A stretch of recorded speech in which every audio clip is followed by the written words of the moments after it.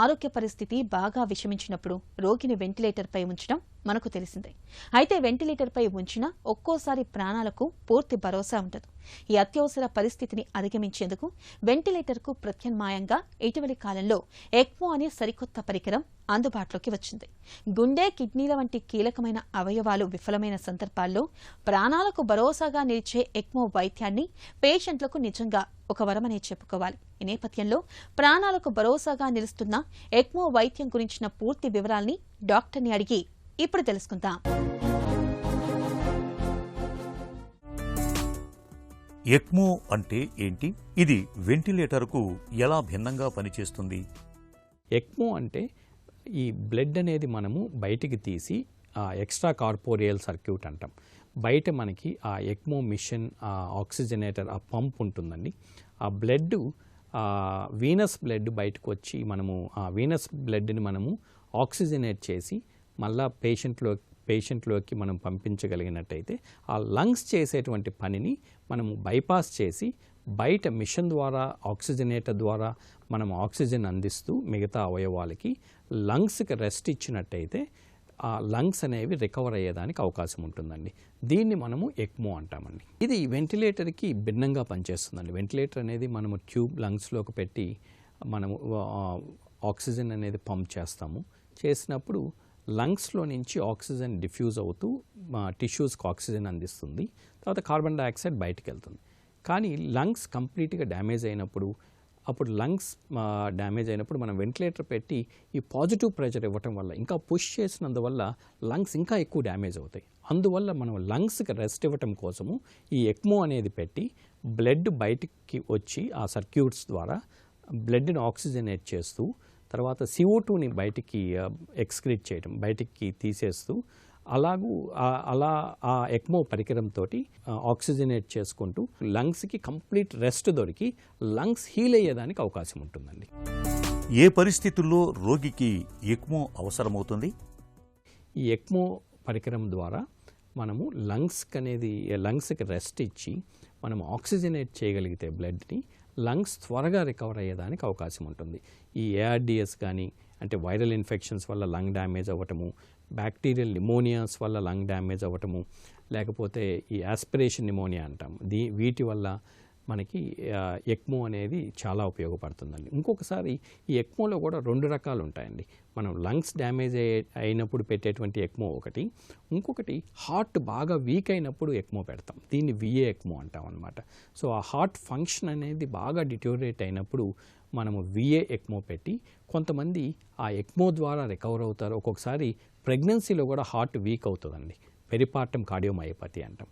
ఆ టైంలో కూడా మనం ఎక్మో పెట్టి సపోర్ట్ చేయగలిగినట్టయితే వీళ్ళు రికవర్ అవుతారు. కొంతమందికి లంగ్స్ అనేవి కంప్లీట్గా డ్యామేజ్ అయ్యి ఇంకా రికవర్ అయ్యే ఛాన్సెస్ ఉండవు. హార్ట్ డ్యామేజ్ అయ్యి వాళ్ళు రికవర్ అయ్యే ఛాన్స్ ఉండవు.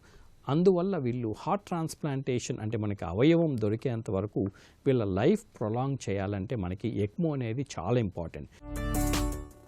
ఎక్మో పెట్టారంటే బ్రతికే అవకాశాలు లేవన్న భయం నిజమా? ఎక్మో అంటే ఇంతకుముందు ఎక్మో పెడితే లాస్ట్ స్టేజ్లో ఎక్మో పెట్టారు, బతికే ఛాన్సెస్ తక్కువ అనే అపోహ ఇప్పుడు మెల్లమెల్లగా పోతుందండి. ఇప్పుడు ఎక్మో మీరు అన్నట్టు కోవిడ్ తర్వాత అవగాహన ఎక్కువైంది. తర్వాత ఇప్పుడు మనము ఈ మొర్టాలిటీ రేట్స్, రికవరీ రేట్స్ చూసినట్టయితే మొర్టాలిటీ తక్కువ, రికవరీ రేట్స్ ఎక్కువ ఉంటున్నాయండి. చాలా వరకు పేషెంట్స్ రికవర్ అవుతున్నారు. అందువల్ల ఎక్మో అనేది ఒక బ్రిడ్జింగ్ థెరపీగా ఆర్గాన్ రికవర్ అయ్యేంత వరకు కూడా మనం పెట్టి, కొంతమందికి 1 month పెడతాము, కొంతమందికి 1 weekలో రికవర్ అవుతారు, కొంతమంది 1 month పడుతుంది, ఇంకొంతమందికి కోవిడ్ టైంలో మనము 2 months 3 months కూడా ఎక్మో మీద రన్ చేసి చూసాము, వాళ్ళ ఆర్గాన్స్ రికవర్ అయ్యేంత వరకు. సో ఎక్మో అనేది మనం పెట్టేటప్పుడు కూడా లాస్ట్ స్టేజ్లో పెట్టకూడదండి. కంప్లీట్గా లంగ్ డ్యామేజ్ అయిన తర్వాత మనం ఎక్మో పెట్టినట్టయితే పెద్ద ఉపయోగం ఉండదండి. కరెక్ట్గా సెలెక్ట్ చేసుకోవాలి. వెంటిలేటర్ మీద పేషెంట్ రికవర్ కానప్పుడు మనకు ఆ విండో పీరియడ్ ఉంటుందండి. మనం ముందు ప్రోన్ చేస్తాం, వీళ్ళని ప్రోన్ చేసి వెంటిలేట్ చేస్తాం. అలా కూడా మనకు ఆక్సిజన్ లెవెల్స్ అందకపోతే మనం కొంచెం ఎర్లీగా ఎక్మో పెట్టినట్టయితే లంగ్స్ రికవర్ అయ్యేదానికి అవకాశం ఉంటుంది. ప్రపంచంలో ఈ మానిటర్ చేస్తుంటారు, ఎంతమంది ఎక్మో పెట్టాము, ఎంతమంది రికవర్ అయ్యారు. దీన్ని మనము ఎల్సో రిజిస్ట్రీ అంటాం.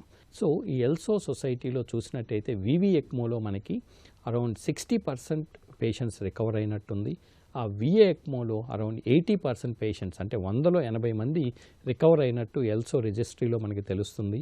సో దీన్ని బట్టి మనము ఎక్మో అనేది కరెక్ట్గా అప్రాప్రియేట్ పేషెంట్లో వాడినట్టయితే అవుట్కమ్స్ అనేవి చాలా బాగుంటాయండి.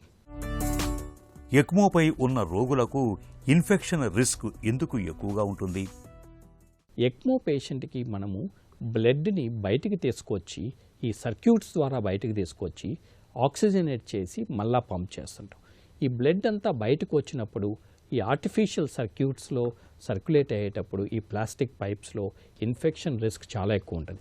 బ్లడ్లో ఏమైనా బ్యాక్టీరియా ఉందంటే ఈ సర్క్యూట్స్లో బ్లడ్ వచ్చినప్పుడు ఆ బ్యాక్టీరియా ఆ సర్క్యూట్కి అటాచ్ అయ్యి ఆ సర్ఫేస్కి స్టిక్ అయ్యి అలాగనే మల్టిప్లై అవుతూ ఇన్ఫెక్షన్ రిస్క్ అనేది చాలా ఎక్కువ అవుతుంది. సో అందువల్ల మనం చాలా జాగ్రత్తలు తీసుకోవాల్సి ఉంటుంది. ఎన్ని ప్లాస్టిక్ పైప్స్ ఉంటాయో బాడీలో ఇన్ఫెక్షన్ రిస్క్ అంత ఎక్కువ ఉంటుంది. ఎక్మో వల్ల మనకి ఇంకొక 2-3 ఎక్స్ట్రా అడిషనల్ పైప్స్ మనము బ్లడ్లో ఈ బ్లడ్ వెజల్స్లో పెడతాం కాబట్టి ఇన్ఫెక్షన్ రిస్క్ చాలా ఎక్కువ ఉంటుందండి. ఎక్మో సమయంలో వచ్చే ఇన్ఫెక్షన్లు ఎంత ప్రమాదకరం? పేషెంట్ ఎక్మో మీద ఉండేటప్పుడు ఇన్ఫెక్షన్ రిస్క్ అనేది ఎక్కువ ఉంటుంది. ఆ ఇన్ఫెక్షన్స్ వచ్చినప్పుడు లైఫ్ రిస్క్ కూడా ఎక్కువ అవుతుంది. ఇంకొకటి ఎక్మోని మనము వీలైనంత త్వరగా తీసేయాల్సినటువంటి అవసరం ఉంటుందండి. సో చాలా ఇన్వేసివ్ ప్రొసీజర్. మనము మెల్లగా ఆర్గాన్స్ అంటే లంగ్స్ రికవర్ అయ్యే కొద్దీ ఎక్మోని వీన్ ఆఫ్ చేయటం, మెల్లగా సపోర్ట్ తగ్గించుకుంటూ తీసేయాల్సి ఉంటుంది. కానీ ఒక్కసారి ఎక్మో మీద కానీ ఇన్ఫెక్షన్ వచ్చినట్టయితే ఆ ఎక్మోని మనం తొలగించటము కష్టమవుతుంది. ఎక్కువ రోజులు ఎక్మో పెట్టాల్సి ఉంటుంది. దానివల్ల మిగతా ఆర్గాన్స్ కూడా డ్యామేజ్ అయ్యేదానికి అవకాశం ఉంటుంది. అందువల్ల ఎక్మో మీద కానీ ఇన్ఫెక్షన్ వస్తే అది చాలా డేంజరస్ ఇన్ఫెక్షన్ ఉంటుంది. బ్లడ్ స్ట్రీమ్ ఇన్ఫెక్షన్స్ రావచ్చు. ఈ ఎక్మో వాడటం వల్ల రకరకాల, అంటే ఒక్కొక్కసారి వాళ్ళకి మనము హై అండ్ యాంటీబయాటిక్స్ ఇస్తుంటాము, బ్రాడ్ స్పెక్ట్రమ్ యాంటీబయాటిక్స్. వీటి వల్ల మళ్ళీ ఫంగల్ ఇన్ఫెక్షన్స్ ఏమన్నా ఫ్లేరప్ అయ్యేదానికి అవకాశం ఉంటుంది, ఎందుకంటే వాళ్ళ ఇమ్యూనిటీ కూడా తక్కువ ఉండటం వల్ల. సో ఎక్మో మీద ఇన్ఫెక్షన్స్ అనేవి చాలా ప్రమాదకరం. వాటిని వీలైనంత వరకు కంట్రోల్ చేసుకోవటము, ఒకవేళ వచ్చినట్టయితే వాటిని ఐడెంటిఫై చేసుకొని వెంటనే ట్రీట్మెంట్ ఇవ్వటము, అది చాలా ఇంపార్టెంట్. ఎక్మోలో ఉన్న రోగికి ఇన్ఫెక్షన్ వస్తే చికిత్స ఎలా ఉంటుంది? ఎక్మో మీద ఇన్ఫెక్షన్ వచ్చినప్పుడు కరెక్ట్గా ఎవరు ఏ డాక్టర్ ఒపీనియన్ తీసుకోవాలి అనేది కూడా చాలా ఇంపార్టెంట్. ఇన్ఫెక్షస్ డిసీజ్ డాక్టర్స్ అనే వాళ్ళు ఉంటారు. వాళ్ళకి ఇన్ఫెక్షన్స్ మీద, యాంటీబయాటిక్స్ మీద వాళ్ళకి బాగా అవగాహన ఉంటుంది. వాళ్ళ ఒపీనియన్ తీసుకోవాల్సి ఉంటుంది. ఎందుకంటే ఎక్మో ఇన్ఫెక్షన్స్ కొంచెం డిఫరెంట్గా ఉంటాయి. తర్వాత ఈ బ్లడ్ సర్క్యులేషన్ కూడా కొంచెం డిఫరెంట్గా, బయటికి బ్లడ్ తీసుకురావటము, ఈ పైప్స్లో నుంచి మనం సర్క్యులేట్ చేయటము, వీటి వల్ల మనము యాంటీబయాటిక్ డోస్ అనేది కూడా ఎక్కువ డోస్ ఇవ్వాల్సి ఉంటుందండి. ఎక్కువ డోస్ ఇవ్వాల్సి ఉంటుంది. ఆ డోస్ కూడా మెల్లగా అడ్జస్ట్ చేసుకుంటూ ఉండాల్సి ఉంటుంది. తర్వాత ఇన్ఫెక్షన్ కంట్రోల్ ప్రాక్టీసెస్ కూడా డిఫరెంట్గా ఉంటాయి. ఎక్మో పేషెంట్కి చాలా కేర్ తీసుకోవటము, ఎందుకంటే చాలా వరకు ఈ వీటిల్ని ట్యూబ్స్ని టచ్ చేస్తూ ఉంటారు. టచ్ చేసినప్పుడు ఇన్ఫెక్షన్ రిస్క్ ఎక్కువ అవుతుంటుంది. మనం బ్లడ్ శాంపుల్స్ తీయటం కోసము, లేకపోతే వాటిల్ని అడ్జస్ట్ చేయటం కోసము తరచుగా వాటిని టచ్ చేయటం వల్ల ఆ ఇన్ఫెక్షన్ రిస్క్ పెరుగుతుంది.